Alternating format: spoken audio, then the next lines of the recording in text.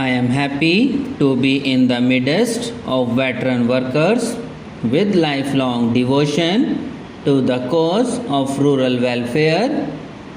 I am sure the seminar which I have the honor to inaugurate will evolve a comprehensive and action-oriented strategy for rural development. We cannot forget that more than 80% of our population lives in rural India, and the progress and prosperity of our nation depends entirely on how far we are able to improve the economic and social life of the rural masses.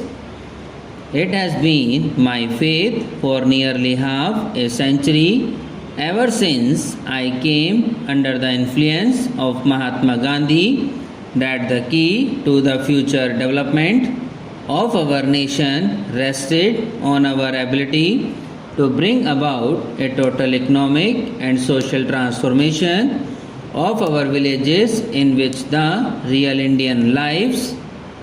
As a matter of fact, I prepared a blueprint on this question and sent it to Pandit Jawaharlal Nehru, where I mentioned the need of organizing the 700,000 villages in the country on a purposeful basis.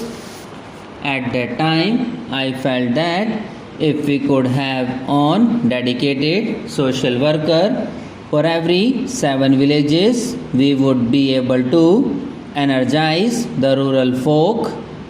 What was required and is even now required is to have dedicated workers who will completely identify themselves with the problems, hopes and aspirations of the people. The strategy for rural development that we evolve should have both a social and economic content. In my view, it should tackle the twin problems of ensuring maximum agricultural productivity and a massive growth of agro industries. In our country, there are a few pockets of rural prosperity, notably in some areas of Punjab and Haryana. If we analyze carefully the reasons for this, one finds invariably that it is only in areas where agriculture has been developed into a core of an industrial network that agrarian prosperity follows agricultural progress. This would imply the need for an integrated plan of cropping and the growth of agro industries.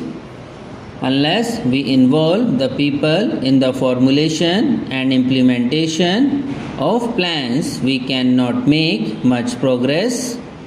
The panchayats, representing the collective will of the people, can and should play a positive role in economic development.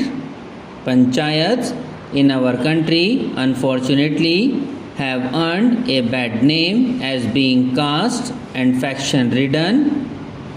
This must change, and we should banish outright these old world attitudes.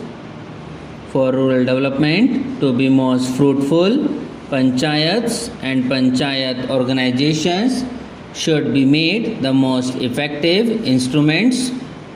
Bureaucratization and politicalization have also been the bane of panchayat institutions.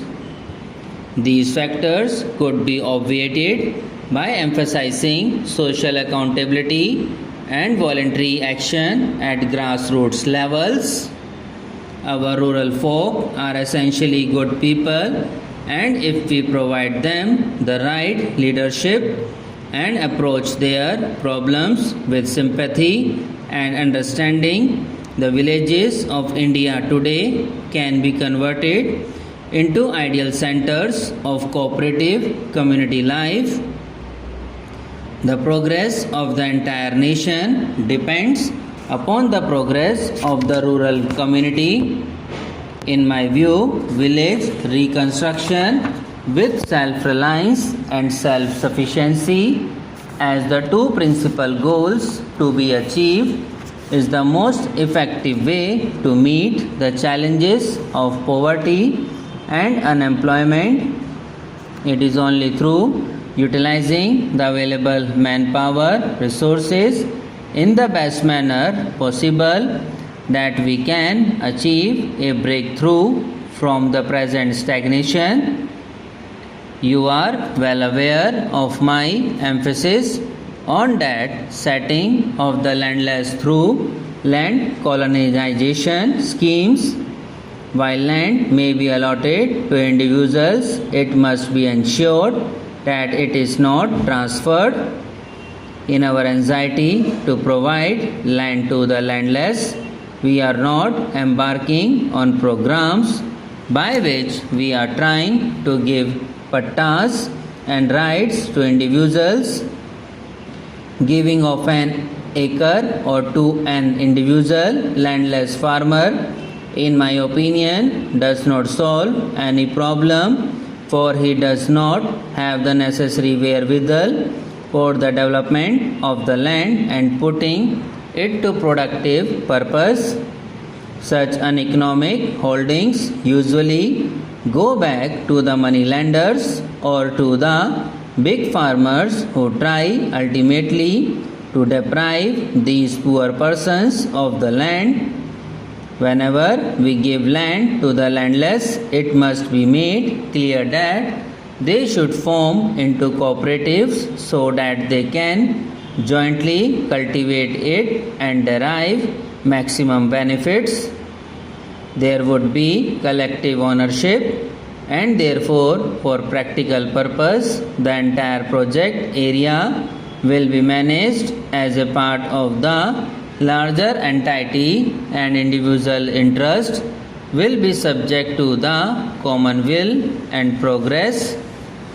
Where there is a collective endeavor, several aspects of modern scientific agriculture like proper pest control and water management becomes capable of effective adoption. The essence of my program is that all available land will be put to agricultural activity with a vast network of small scale industries growing round them.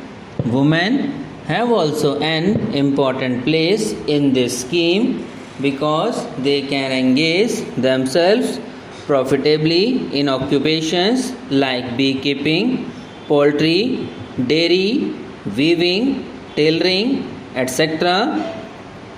This, in my judgment, is the best way to raise the standard of living in our country by providing full employment to our masses.